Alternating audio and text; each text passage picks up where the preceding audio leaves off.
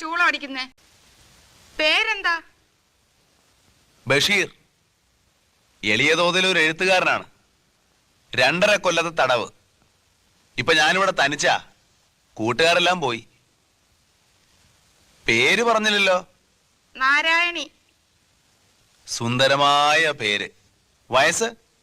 22. സുന്ദരമായ വയസ്സ്. കഠിന തടവാണല്ലേ? അതെ, 14 കൊല്ലം. അപ്പോ കൊലക്കുറ്റമാണല്ലേ?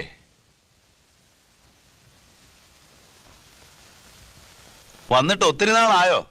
1 കൊല്ലമായി. ഹോ, എന്തൊരു ജീവിതം. നാരായണി, നമ്മളേതാണ്ട് ഒരുമിച്ചാണ് ഈ ജയിലിൽ വന്നത്. എനിക്കൊരു റോസാച്ചെടി തരുമോ? നാരായണി എങ്ങനെ അറിഞ്ഞു ഇവിടെ റോസാച്ചെടി ഉണ്ടെന്ന്? ജയിലല്ലേ, എല്ലാവരും അറിയും. ഇവിടെ രഹസ്യങ്ങളൊന്നുമില്ല.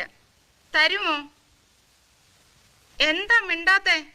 നാരായണി, ഈ ഭുവനത്തിലുള്ള എല്ലാ പനിനീർ ചെടികളും ഞാൻ നാരായണിക്ക് തരും. ഒരെണ്ണം മതി. തരുമോ? ഓ, എന്തൊരു ചോദ്യമാ നാരായണി ഇത്. തരുവോന്ന്? നാരായണി, അവിടെ തന്നെ നിക്കണേ. എന്തടേ ബടുക്കൂസുകളെ ഓടി മരത്തിൽ കയറുന്നത്? നാണമില്ലേ? ചുമ്മാ ഇവിടെല്ലാം ഇറങ്ങി നടക്കണടേ.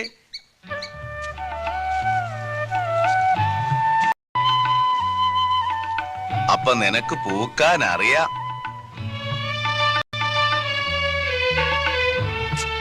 നാരായണി, നാരായണി. എന്തോ? ഞാൻ വിളിച്ചപ്പോ എവിടെയായിരുന്നു? ഇവിടെ തന്നെ ഉണ്ടായിരുന്നു. എന്നിട്ട്? ഞാൻ മിണ്ടാതെ ഒളിച്ചു നിൽക്കുകയായിരുന്നു. കള്ളി. റോസാച്ചെടി കൊണ്ടുവന്നോ? എന്തോ? ചുവട്ടിലെ കെട്ടഴിക്കരുത്.